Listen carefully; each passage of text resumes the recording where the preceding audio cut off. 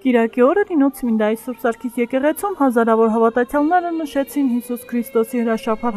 տոնը, որը կոչվում է նաև Զատիկ։ Այն նշանակում է զատում, բաժանում, հեռացում մեղքերից եւ վերադարձ առ Աստված։ Զատիկը հայ առաքելական Սուրբ եկեղեցու 5 տաղավար տոներից մեկն է։ Հիսուս Քրիստոսի խաչելությունից եւ մահից հետո երեկոյան բարեպաշտ մարդիկ նրա մարմինը իջեցրեցին խաչից եւ դրեցին վիմափոր գերեզմանի մեջ, փակելով մեծ քարով։ 3 օր հետո Կիրակի առավոտյան յուղաբեր կանայք գնացին գերեզման անուշաբույր յուղերով ոտելու Քրիստոսի մարմինը, սակայն զարմանքով տեսան, որ քարայրի մուտքի քարը հեռացված է, իսկ գերեզմանը թափուր։ Մինչ նրանք տարակուսանքի էին, երևացին 2 հրեշտակներ եւ ասացին. «Ինչու եք ողջերի մեռելների մեջ փնտրում, այստեղ չէ»։ Այլ հարություն առավ։ Հարության լուրը կանայք ավետեցին առաքյալներին, որից հետո Հիսուսը երևաց նրանց։ Քրիստոսի հարությունը դարձավ քրիստոնեական վարդապետության եւ հավատի հիմքը։ Եթե մեռելների հարություն չկա, ապա եւ Քրիստոս հարություն չի առել, եւ եթե Քրիստոս հարություն չի առել, իզուր է մեր քարոզությունը, իզուր է եւ ձեր հավատը։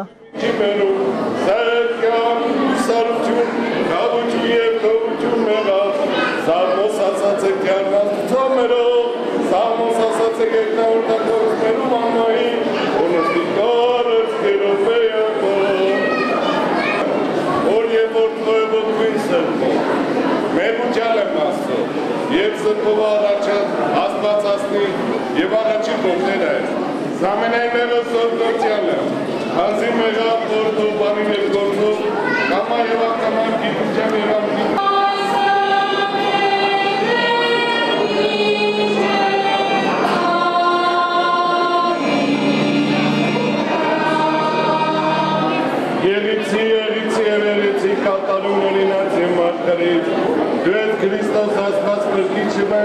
օրլացես ամենայն հայլական դրության պատկով լից եվս մերս հոգովըտ կոսըտ հաղություն ամենեց երկուվածության լվարով